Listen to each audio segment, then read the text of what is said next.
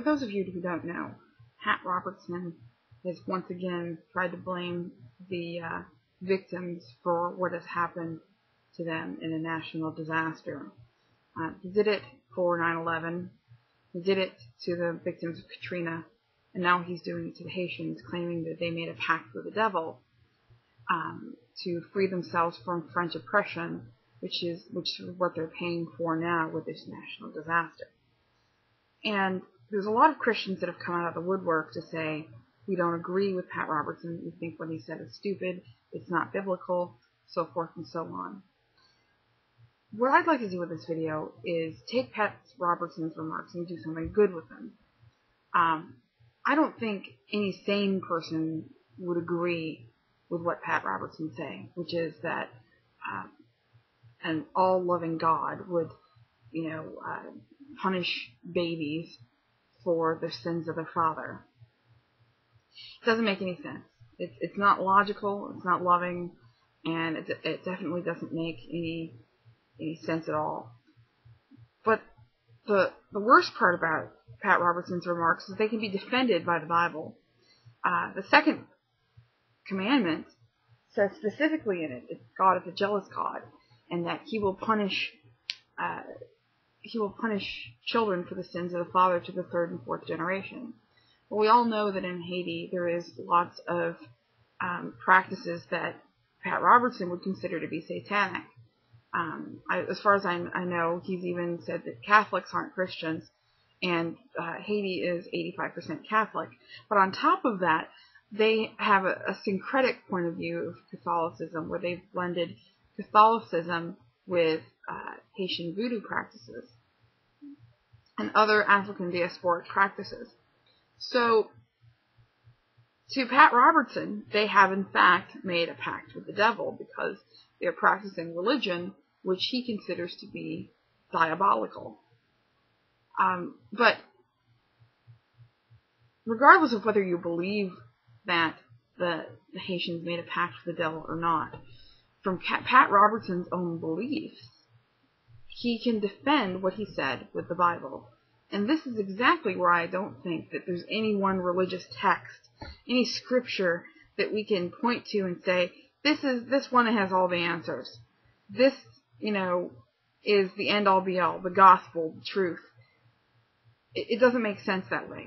And I think for all those people who are Christian, who are standing up and saying what Pat Robertson said is wrong, you also have to go along with that and say that the Bible is not 100% correct. Because if you say the Bible is 100% correct, you are basically defending Pat Robertson's right to say what he said. And to, call himself a good Christian.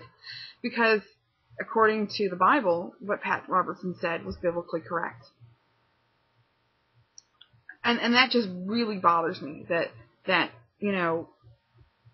somebody could call that religious text 100% true and then go forward and say, yes, God enjoys killing babies for what their grandparents did. It makes no sense whatsoever. And I hope you understand where I'm coming from this video. I think that what happened in Haiti was horrible. I think that everybody should step up and do what they can for relief efforts. Donate and donate blood. Do what you can, regardless of your religion. It should not be about religion. But I just thought that Pat Robertson's remarks were so horrible that I wanted to try to bring something good out of them. And that is that you can either be an ethical person or you can be a fundamentalist Christian. You can't be both in this situation. Because if you're a fundamentalist Christian who believes the Bible is 100% true, then you have to stand behind what Pat Robertson said.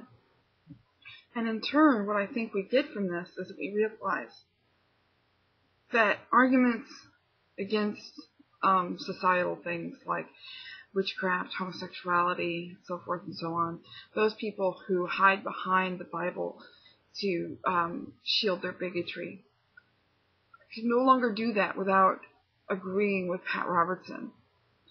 That they can no longer use those arguments that are just Bible-based to defend their hatred of other people. Because if they do so, then they also have to admit that they agree with Pat Robertson. I personally think that Pat Robertson is a hate monger.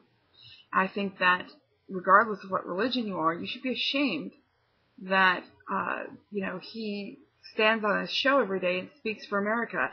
It's ridiculous that the global community now thinks that there are more Americans that believe the way that Pat Robertson does. And so I think that more and more people should speak out against these comments. But along with that, we need to realize that these comments are biblically based.